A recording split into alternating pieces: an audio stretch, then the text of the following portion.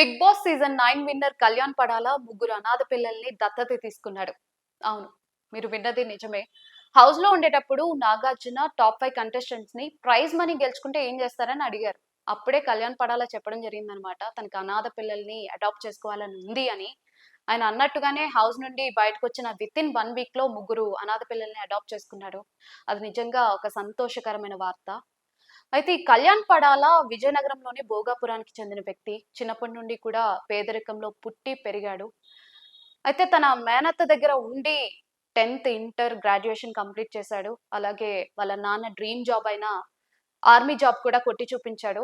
అయితే కళ్యాణ్ పడాలాకి యాక్టింగ్ కూడా ఇంట్రెస్ట్ అన్నమాట. అదే టైంలో 'బిగ్ బాస్' సీజన్ 9లో కామనర్స్‌కి కూడా అవకాశం ఉందని చెప్పేసి ఒక ప్రోమో బయటకొచ్చింది.